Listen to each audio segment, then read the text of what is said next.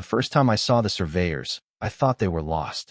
It was early spring in Pine Valley, Montana, the kind of morning where the air still bites your lungs and the snowmelt runs in silver ribbons down the ridges.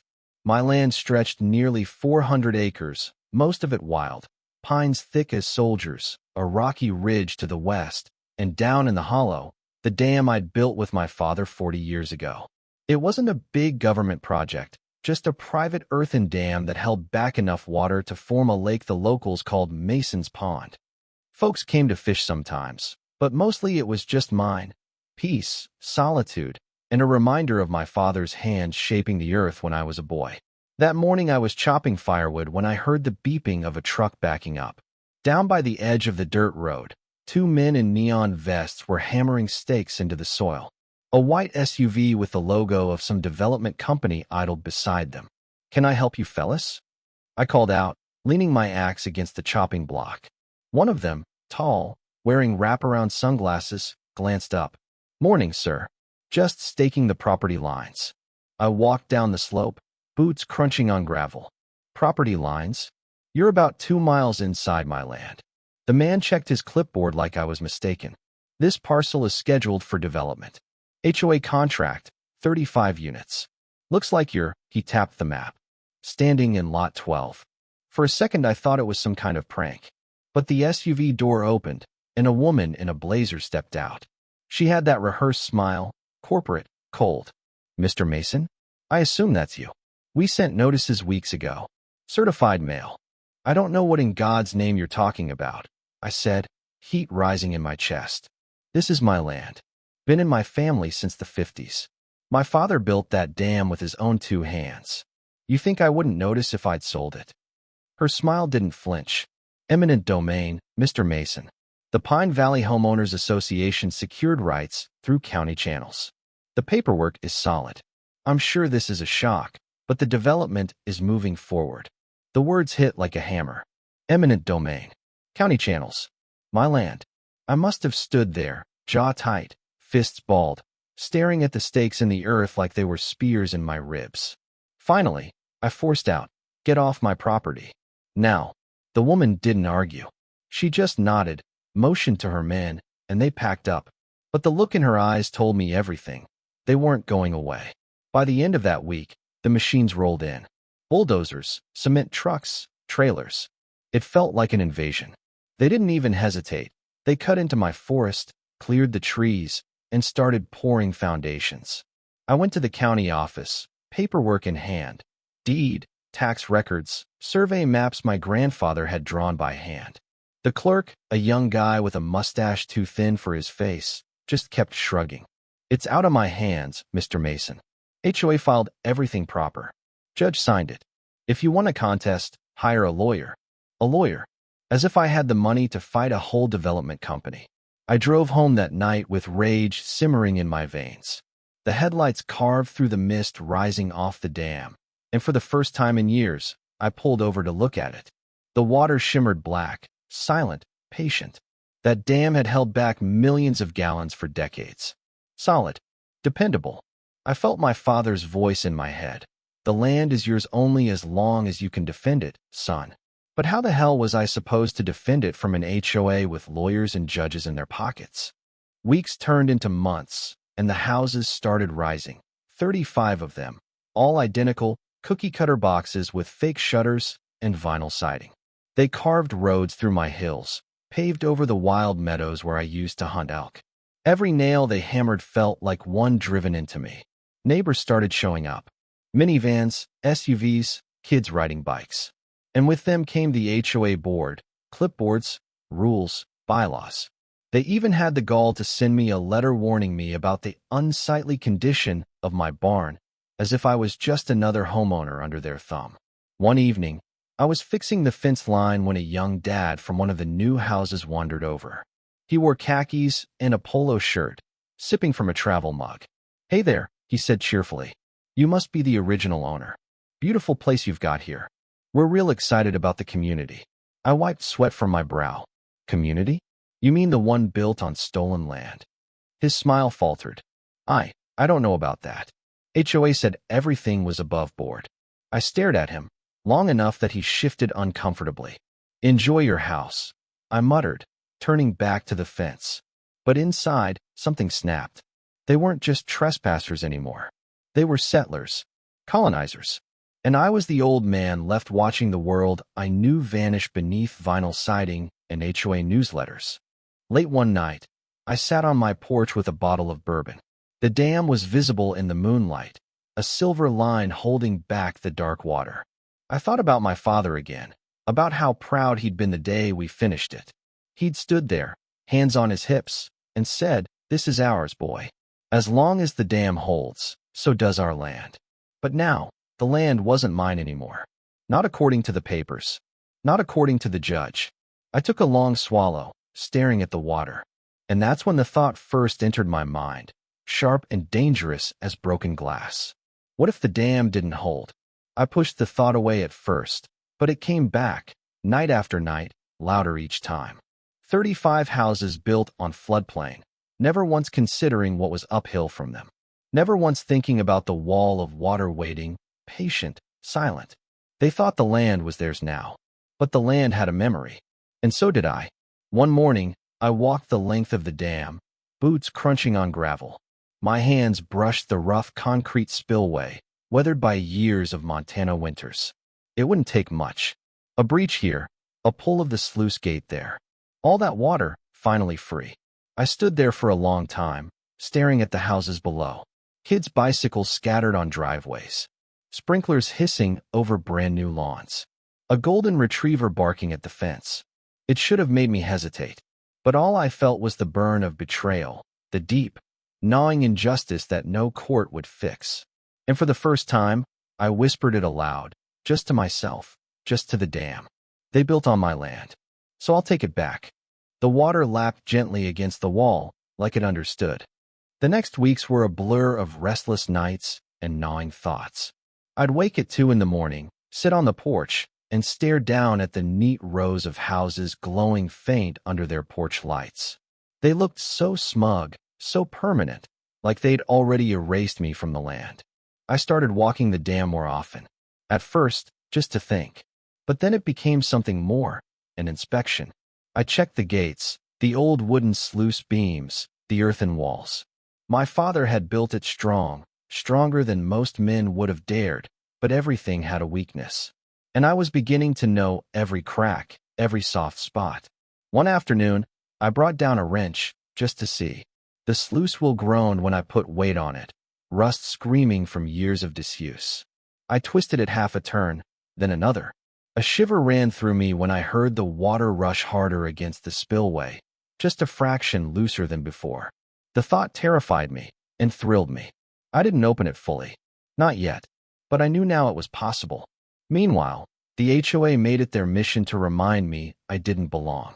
They sent letters weekly, complaints about my unpainted barn, about my unmowed pasture, about the presence of livestock that didn't conform to community standards.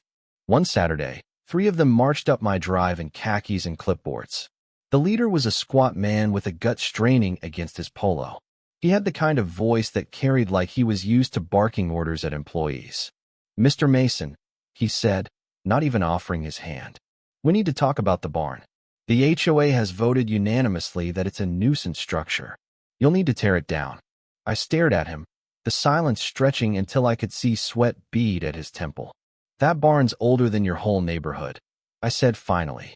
"My father built it in '61. It stays." "That's not up to you anymore," he snapped. "You're in violation of community bylaws." I laughed, sharp, bitter. "Community? You built your houses on my land. You think that makes me part of your community? Let me tell you something. There's no bylaw in this world that's going to make me tear down my father's barn." His face reddened, and the woman beside him, tall and severe, muttered, "We'll escalate this, then." I took a step closer, lowering my voice. "You do what you need to. Just remember this. That barn stood longer than your houses will." They left in a huff, tires spitting gravel as they sped away. But inside me, something else solidified. They weren't just trying to erase me. They were erasing my father, my family, my history. And I couldn't let that stand. That night, I pulled out the old box of my father's things. Yellowed papers, faded photos of him standing proud beside the half-finished dam. His handwriting on schematics, notes about water flow and pressure. I traced his words with my fingers, and a lump rose in my throat. If the dam holds, so does our land. But what if letting it go was the only way to take it back? As summer wore on, the development filled out. Lawns turned green, fences went up, and the HOA even built a little playground near the creek that trickled down from my reservoir. Children laughed there every evening, their voices carrying up the hollow. Sometimes I'd sit on my porch and watch them from a distance. They weren't the enemy, I told myself. They were just families, people who thought they were buying the American dream. But the dream was built on a theft, and every laugh, every sprinkler, every barbecue in their new driveways was a knife twisting deeper in me. One evening, I was at the diner in town when I overheard two of the new residents talking. "Did you hear about Mason?" one said. "The old guy up the hill. Won't comply with the HOA. They're saying they might have to foreclose." The other chuckled. "Good. Place looks like a dump. Once he's gone, maybe they'll build something nice there." I clenched my fork so tight it bent. Foreclose. They wanted me gone completely. Not just my land, they wanted me erased. That was the night I made my decision. I started preparing in secret. I bought tools, heavy wrenches, steel cutters. At night, I hauled them down to the dam and stashed them in an old shed by the spillway. I tested the sluice more each time, loosening the wheel a little, learning the way the water surged when given room. I wasn't reckless. I knew what I was planning. If I opened the dam fully, it wouldn't just be a trickle. It would be a flood, 35 homes in its path, washed clean. The thought scared me. It made me sweat at night, jolting awake, heart pounding. Could I really do it? Could I be the man who unleashed that kind of destruction? But then I'd see their letters, their smug faces, their houses rising like monuments to their theft. And the fear hardened into resolve. One night, around midnight, I walked the length of the dam under a cold, pale moon. The water was black glass, silent, waiting. I put my hand on the sluice wheel and whispered, "Soon." The next morning, I found a notice taped to my door. "Final warning. You are in violation of HOA standards. Failure to comply will result in legal action and possible removal from the property." That was it. No more hesitation. I poured a mug of coffee, sat on the porch, and watched the sun rise over the dam. The decision felt calm now, clean, inevitable. They thought their papers and courts had won. But they hadn't counted on the one thing my father left me. Water. Water doesn't care about bylaws. It doesn't bow to judges. Water remembers the hand that shaped its path. And soon, I'd show them who still held the real power in Pine Valley. But that night, as I stood on the dam with the wrench in my hand, I saw something that stopped me cold. Down below, at the edge of one of the new driveways, a little girl was crouched with a flashlight, chasing fireflies in a jar. Her laughter echoed up the valley, innocent, bright. My grip tightened on the wrench until my knuckles went white. For the first time, doubt punched through the armor I'd built. If I opened the dam, she'd be in its path too. The water didn't care who was guilty and who wasn't. And suddenly, neither did the rage boiling inside me. It wanted to flow, no matter who stood below. I didn't sleep that night. I sat in my chair, staring out the window at the faint glow of porch lights scattered below the ridge. 35 houses, 35 families, and one little girl with a jar of fireflies. The wrench lay across my lap, heavy as a rifle. My father's voice rattled in my skull. "The land is yours only as long as you can defend it." But he never told me what to do when defending it meant destroying lives. By dawn, I was still torn clean in half.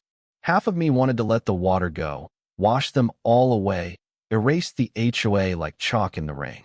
The other half saw that girl's laugh, heard the innocence of it, and wondered if vengeance had gone too far. But fate didn't leave me to wonder for long. That afternoon, I got a visit.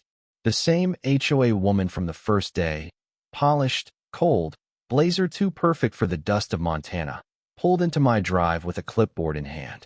"Mr. Mason," she said crisply, stepping out of her car, "this is your last notice. The association has voted to pursue legal removal. You'll be served papers this week." I leaned against my porch post, arms crossed. You ever stop to think about what you've done here? She tilted her head, like she was studying an insect. We built homes. Families needed them. Pine Valley is growing. Your land was underutilized. The county agreed. You're standing in the way of progress. Progress. I barked a laugh. You call it progress, tearing down forest and meadows to slap up vinyl boxes? You call it progress, stealing a man's family land and telling him his barn don't fit your standards. Her eyes narrowed, but she didn't flinch. You should have sold, Mr. Mason. You'd be a rich man now. I stepped down off the porch, close enough to see the faint smear of lipstick on her coffee cup. My voice dropped low. I don't give a damn about money. This land isn't something you buy and sell. It's blood. It's history. And you made a mistake thinking you could take it without consequence. For the first time, I saw a flicker of unease in her face. She glanced toward the dam, then back at me. Maybe she'd heard whispers. Maybe she'd guessed what I was thinking. You threaten us, Mr. Mason, and it won't go well for you, she said stiffly. I let the silence hang. Let her see the steel in my eyes. Then I said, quiet as a prayer, it won't go well for you either. She left fast, gravel spitting under her tires. And I knew then, there was no turning back. That night, a storm rolled in. Thunder growled over the mountains, and rain hammered the roof. I stood at the dam in my slicker, rainwater running down my face, hands gripping the sluice wheel. The reservoir was swollen, waves slapping at the earthen walls. It wouldn't take much. I twisted the wheel a quarter turn. The gates moaned, and a rush of water spilled into the channel below. Just a taste, just enough to feel its hunger. The sound filled my chest, raw, primal power. I twisted further.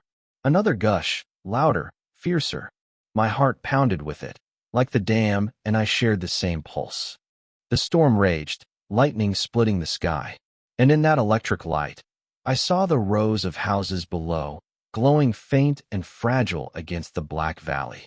One pull of the wheel, one decision, and they'd be gone. I gripped the wrench tighter. My father's ghost seemed to stand beside me, urging, daring. But then, through the storm, I heard it. A scream. Not of terror, of laughter. That little girl again, her voice carried by the wind. She was out in the rain, running barefoot in her driveway, arms wide as if she could catch the lightning itself. Her parents' voices called after her, scolding, laughing. I froze, wrench poised. The water roared at my back, begging to be freed. But all I could see was her tiny figure spinning in the rain. If I turned the wheel, she'd never laugh again. I slammed the sluice shut. The gates groaned. The flood choked back into silence. My knees buckled, and I fell against the concrete, chest heaving. I couldn't do it. Not like this. The storm broke near dawn, leaving the valley washed clean. I staggered home soaked and hollow, feeling like I'd fought a war with myself and lost both sides. But the fight wasn't over. The HOA would have me out within weeks. They thought they'd won because I couldn't unleash the water. And maybe they were right. Or maybe, I thought, staring down at my father's schematics on the table, there was another way. The dam didn't just hold water. It held leverage. And leverage could be used without destroying everything. 2 days later, I called a meeting. I drove down to their brand new community center, plastic chairs, stale coffee, smug faces, and walked right into their HOA board session. The squat man in the polo glared. You don't have authority to be here. I dropped a thick folder onto the table. Blueprints, old photographs, engineering notes. You all built your houses on a floodplain. That dam you never thought twice about? It's older than most of you. It's also the only thing keeping your homes from being washed clean off the valley floor. The room went quiet. I could feel their discomfort, see the way their eyes darted to one another.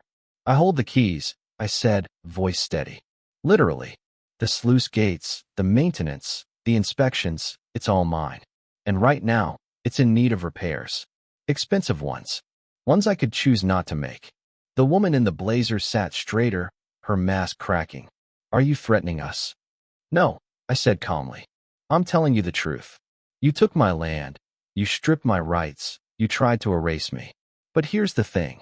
The land remembers who it belongs to. And so does the water. You want safety? You want your houses to stand? You'll leave me alone. You'll stop your letters. You'll keep your bylaws out of my barn, my pasture, my life. Or else, I tapped the folder. Nature makes the decision for me. Silence stretched. A clock ticked on the wall. Finally, the squat man muttered, "This is blackmail." I leaned in, my eyes hard. "No, this is reality. You built your lives beneath a dam, and I'm the only man who knows how to keep it standing." I turned and walked out, leaving them staring at the folder like it was a bomb. That night, I stood on the dam again, listening to the gentle lapping of the water. I hadn't pulled the wheel, hadn't unleashed destruction, but for the first time in months, I felt like I'd taken something back. The power wasn't in destroying. It was in reminding them just how fragile their world really was. And in that fragile balance, for once, I held the upper hand. The next week felt like standing on a knife's edge. At first, I expected the sheriff to show up at my door with handcuffs, or maybe a lawyer with another fat stack of papers. But neither came. Instead, something shifted. The HOA letters stopped. No more notices about my barn, no more threats about my pasture. For the first time in months, my mailbox was empty. I'd forced them to see the truth, that their neat little world of bylaws and fines existed only because of the dam I maintained. And though I never said the words outright, they all understood. I wasn't bluffing. A few days later, I was fixing the fence when I heard footsteps. I turned and saw the young dad I'd met months before, the one with the travel mug and the forced cheer. This time, he didn't smile. "Mr. Mason," he said carefully, "can we talk?" I set down my tools. "That depends." He rubbed the back of his neck. "Look, I didn't know about any of this. None of us did.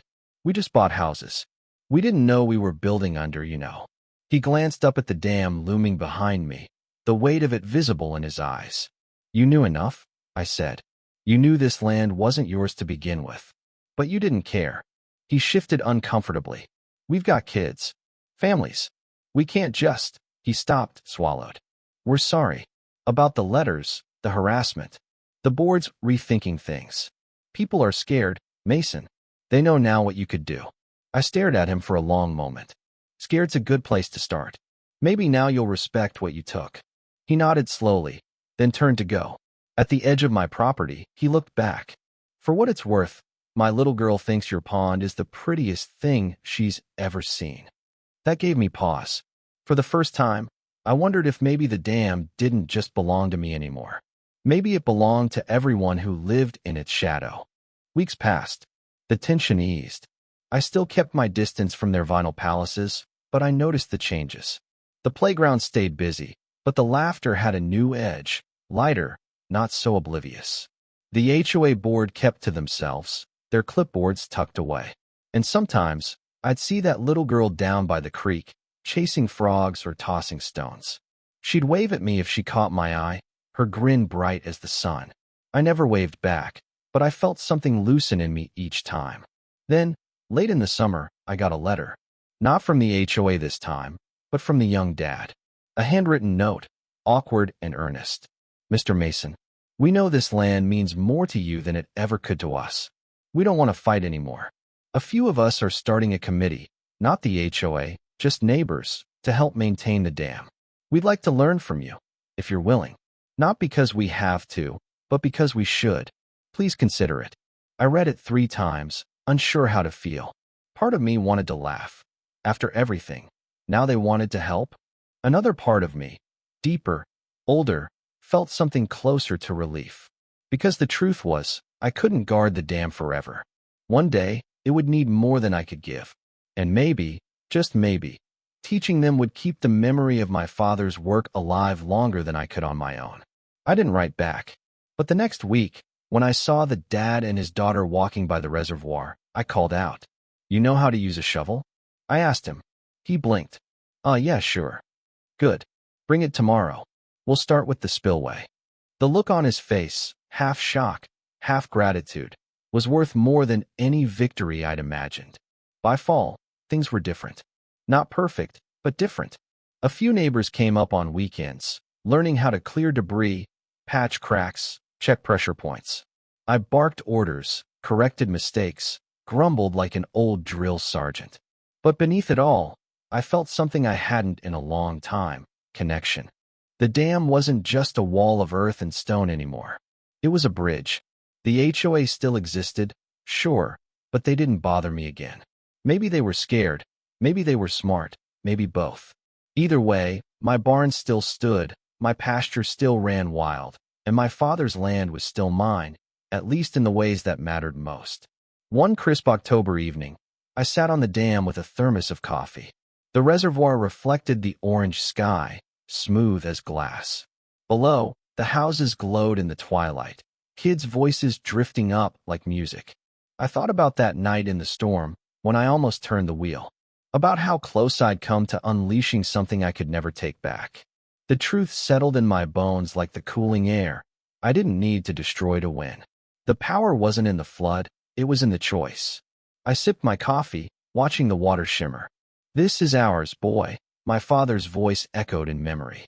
And for the first time in years, I whispered back, "Yeah, Dad. Still is." The dam held. The land endured. And so did I. If you enjoyed this intense story, smash that like button and subscribe for more gripping, cinematic tales. Don't forget to hit the bell so you never miss the next thriller. Your support keeps these stories coming.